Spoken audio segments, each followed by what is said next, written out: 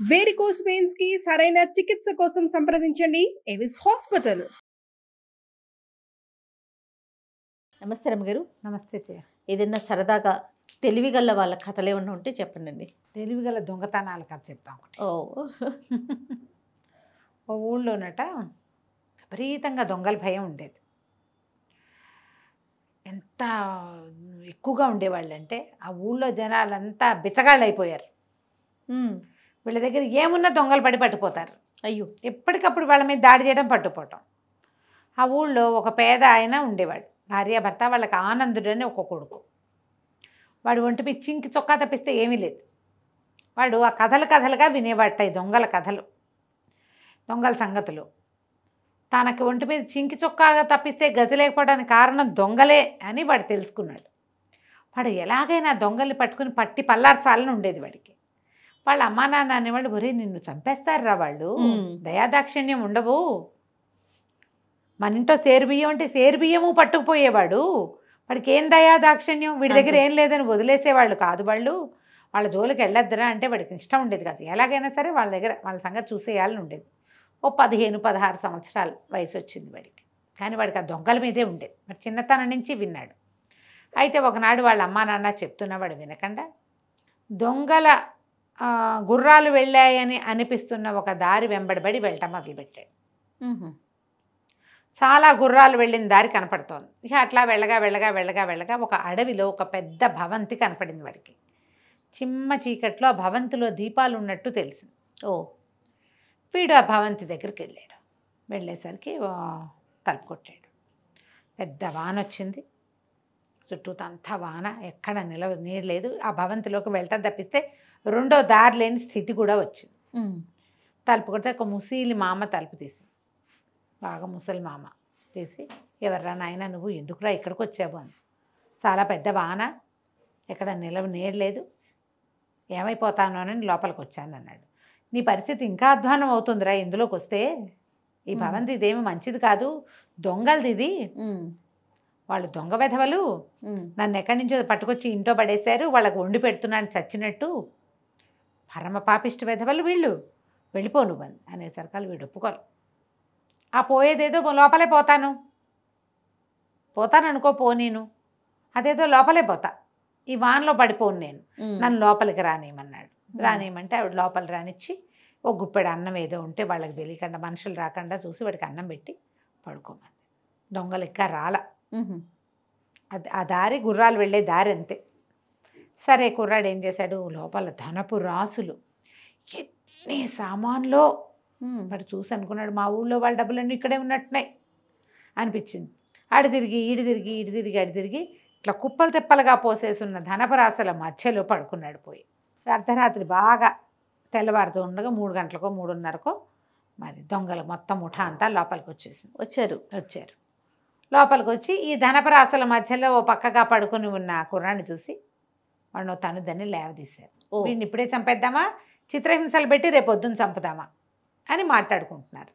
కుర్రాడు లేచి దండం పెట్టాడు. బాబు నన్ను రక్షించండి, చిన్నప్పటి నుంచి దొంగ వాళ్ళని కోరికండి నాకు, చిన్నప్పటి నుంచి ఉంది, అందుకని మీకోసం వెతుక్కుంటూ వచ్చా, నన్ను కూడా దొంగల ముఠాలో చేర్చుకోండి, మీరు ఏ పని చెప్తే ఆ పని చేస్తా అనేసరికి నన్ను వచ్చింది వాళ్ళకి. శభాష్, బాగుందిరా, ఎవడైనా మా వృత్తి తీసుకుంటామంటే స్వాగతించము, అదే కదా, తప్పకుండా స్వాగతిస్తాం. అయితే మా లోపల మాల గుంపులోకి తీసుకోవడానికి రూల్స్ ఉన్నాయి మాకు. ఏదైనా ఒక్క దొంగతనం అవతల వాడికి తెలియకుండా, నువ్వే దొంగతనం చేసావని వాడికి తెలియకుండా తెలివిగా దొంగతనం చేసుకొస్తే నిన్ను మాలో రాణిస్తాం. 2 దొంగతనాలు కనుక ఎవ్వడికి తెలియకుండా, నరమానవుడికి అర్థం కాకుండా చేసావా, నువ్వు మాలో ఒకడివైపోతావు. 3 దొంగతనాలు చేస్తే నువ్వు మాకు నాయకుడు అవుతావు, నీ నాయకత్వాన్ని మేము ఒప్పుకుంటాం. ఓహో, మాలో ఇప్పుడున్న నాయకుడు అలాంటి వాడే, అంతకుముందు ఉన్న నాయకుడు కంటే తర్వాత వచ్చిన నాయకుడు ఇంకా గొప్ప, షార్ప్.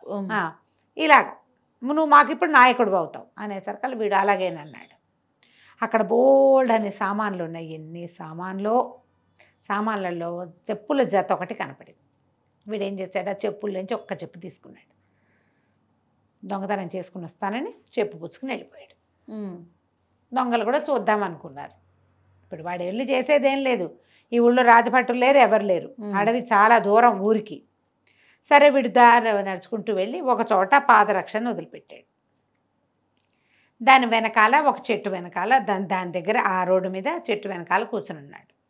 ఆ దారిన ఒక రైతు నడుస్తూ కనపడ్డాడు. అతను ఒక ఎద్దుని సంతలో అమ్మడానికి వెళ్తున్నాడు. దానికి బైపాస్ ఈ రోడ్డు. ఈ సంతలో అమ్మడానికి బయలుదేరిన రైతు ఆ దారి మధ్యలో ఉన్న మెరుస్తున్న చక్కటి చెప్పును చూశాడు. అబ్బాయి ఎంత బాగుంది అని అటు ఇటు వెతికాడు, జోడు కనపడలే. అబ్బా జోడులేదే, రెండో చెప్పు ఉంటే ఎంత బాగుండేది అని అనుకుని ఆ చెప్పు అక్కడే దిగబడిచి ఎద్దును తోలుకుని పోయాడు. ఒక చెప్పును ఏం చేసుకుంటారు ఎవరైనాను? బంగారం అయినా కూడా. బంగారం కాదు, మంచి చెప్పు.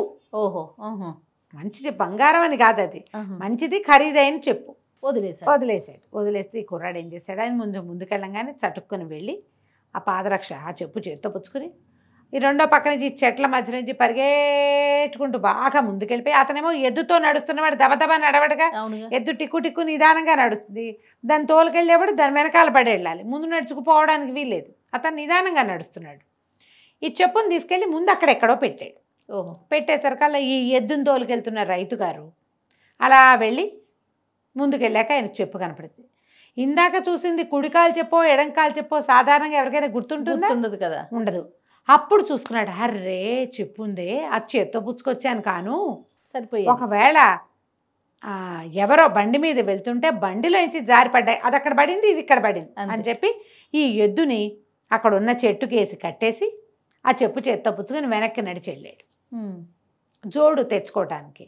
ఎప్పుడైతే ఈయన వెనక్కి మరలి మొదటి చెప్పు ఉన్న దగ్గరికి వెళ్ళాడో కుర్రాడు ఎద్దును తాడు విప్పేసాడు, తీసుకుపోయాడు దొంగల దగ్గరికి. వాళ్ళు ఆశ్చర్యపోయారు, ఊరిని నీ తెలివి భలే చేసావురా, చాలా బాగా చేసావు అని ఆశ్చర్యపోయారు. ఒక దొంగతనం చేసావు, నువ్వు ఇప్పుడు మాతో ఉండొచ్చు, రెండో దొంగతనం చేసి ప్రూవ్ చేసుకోమన్నారు.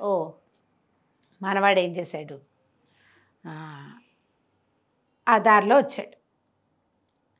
ఈ ఎద్దుని రైతు చెప్పు కోసం చూసుకున్నాడు, ముందుకెళ్ళి వెనకెళ్ళి చేసేసరికల్లా ఉన్నది ఒకటే చెప్పని, ఎద్దు కాస్త మిస్ అయిందని తెలిసిపోయింది.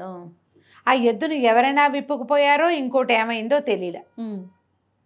ఏం చేస్తాడు, నడిచి వెళ్ళిపోవటం మొదలుపెట్టాడు. ఈ ఎద్దునే దొంగల దగ్గర దింపిన కుర్రాడు, అది పెద్ద దారి, పరిగెత్తుకుంటూ ఆ రిటర్న్ దారి ఉంది కదా, ఆ దారిలోకి బాగా ముందుకెళ్ళి ఒక పగ్గాన్ని అంటే తాడుని తీసుకెళ్ళి ఊపిరి బిగబట్టి ఒక చెట్టుకి వేళ్లాడేసి మెడకు తగిలించుకుని ఇట్లా శవంలాగా ఉన్నాడు.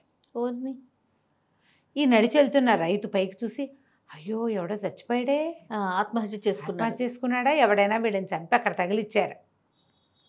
చూస్తే ఆ చెట్టు ఎత్తు చెట్టు, ఎవరో తగిలిచ్చారు వీడిని. ఆ దొంగలు వింటారు, ఎవరైనా వింటారు, దొంగ చచ్చిన వాళ్ళని ఎవరైనా సరే ఇట్లా వేళ్లాడేస్తే ఈ ఊళ్ళో దొంగలు పోతారు, నా ఎద్దును దొంగిలిచ్చేసాడు ఎవడో చచ్చినవాడని తిట్టుకుంటూ పోయాడు. ఎప్పుడైతే అతను చెట్టును దాటి వెళ్ళిపోయాడో కుర్రాడు చెట్టు దిగేసి ఆ పగ్గం పుచ్చుకుని ముందుకు పరిగెత్తుకుంటూ వెళ్ళాడు. ఈయన రెండో ఎద్దును పుచ్చుకెళ్తున్నాడు. ఇప్పుడు ఒక ఎద్దు పోయింది, రెండో ఎద్దును పట్టుకెళ్తున్నాడు. ఎద్దును పుచ్చుకుని నడిచి వెళ్తుంటే ఏం చేశాడు, ముందుకెళ్ళి మళ్ళీ ఇంకో చెట్టుకు వేళ్లాడడం మొదలుపెట్టాడు. ఈయన చూసి ఆశ్చర్యపోయాడు, ఇంకోటి చచ్చిపోయాడే, ఏమిటి ఇంతమంది చచ్చిపోతున్నారు ఆశ్చర్యంగా అనుకున్నాడు. అనుకుని ఆ చెట్టును దాటి వెళ్ళిపోయాడు. ఈ కుర్రాడు మళ్ళీ ముందుకు పరిగెత్తుకుంటూ వెళ్ళి ముందు ఇంకో చెట్టుకు వేళ్లాడాడు.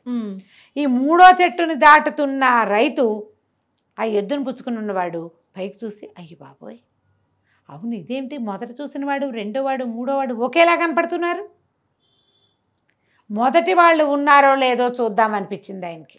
అయ్యో, ఈ ఎద్దుని ఇక్కడ కట్టి వెనక్కి నడిచి వెళ్ళాడు. ఎప్పుడైతే రైతు వెనక్కి నడిచాడో వీడు చెట్టు దిగేసి ఈ రెండో ఎద్దును కూడా చెత్త పుచ్చుకెళ్ళిపోయాడు.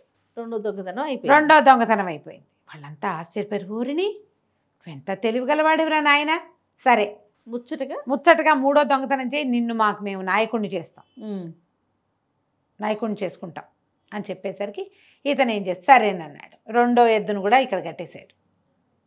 పాపం ఈ రైతుకి 2 ఎడ్లు పోయినాయి. అతను ఎద్దు అమ్మితే కానీ అతని ఖర్చులు వెళ్ళవు. నిజానికి వ్యవసాయానికి 2 ఎడ్లు చాలు, మూడో ఎద్దు స్పేర్గా పెట్టుకుంటే 2 పోయి 1 మిగిలింది. ఈ ఒకదాంతో ఏం చేస్తాడు, ఏదైనా ఒకదానికి బాగోపోతే దాన్ని కట్టేసి దీన్ని తీసుకుపోయేవాడు. ఇప్పుడు 2 పోయినాయి. ఇప్పుడు అమ్మక తప్పదు. మూడో ఎద్దుని తీసుకుని బయలుదేరాడు. అలా నడుస్తుంటే చెట్ల చాటు నుంచి ఎద్దు రంకె వినపడింది. రద్దు కణేల్మని వేస్తాయి, రంకెలేస్తాయి ఎడ్లు.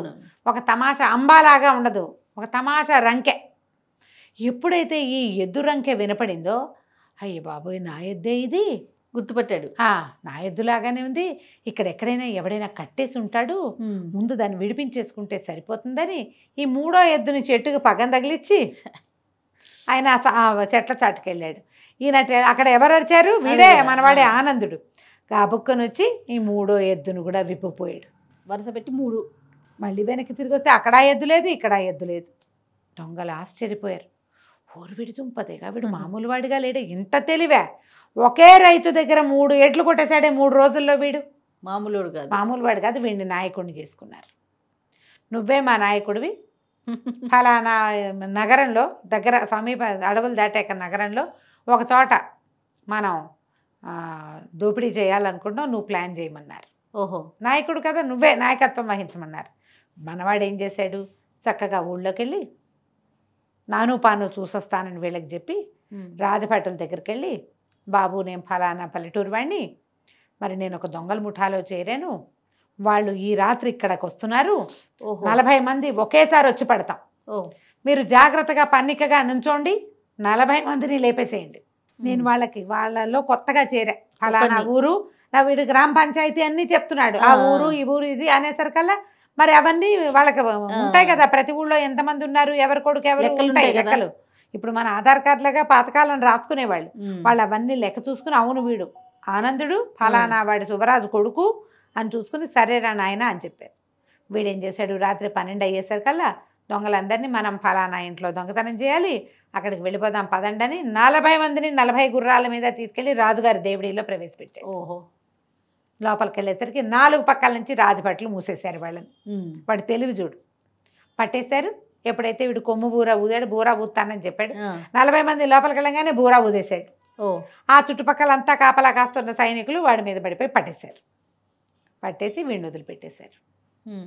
వీడు తెలివిగా ఏ భవనంలో దొంగల డబ్బులు ఉన్నాయో అది పేరు మాత్రం చెప్పలే. చూడండి, అక్కడి నుంచి వెళ్ళిపోయి ఆ దొంగల భవనంలో ఉన్న ముసలి బామ్మని విడిపించి ఆ 3 ఎడ్లని ఆ రైతుకు అప్పచెప్పి, చుట్టుపక్కల ఊళ్ళల్లో ఎవరెవరు ఎంతంత ధనం పోగొట్టుకున్నారో తమ గ్రామ పంచాయతీలో మొత్తం లిస్టు తయారు చేసి, లిస్టు ప్రకారం ఎవరిది వాళ్ళకి అప్పచెప్పేసాడు, డిస్ట్రిబ్యూట్ చేసేసాడు డబ్బు. రాజుగారు 40 మంది దొంగల్ని పట్టించినందుకు ఆయన ఒక పెద్ద బహుమతి 300-400 వరహాలు ప్రకటిస్తే ఆ డబ్బు పుచ్చుకుని దొంగలు ఖాళీ చేసిన భవనంలో అమ్మా నాన్నని పెట్టుకుని హాయిగా ఉన్నాడు. కథ కంచికి మనం ఇంటికి. చాలా బాగుంది రమ్మగారు, తెలివైన కథ కదా. తెలివైన కథ. నమస్తే అండి. నమస్తే జయ.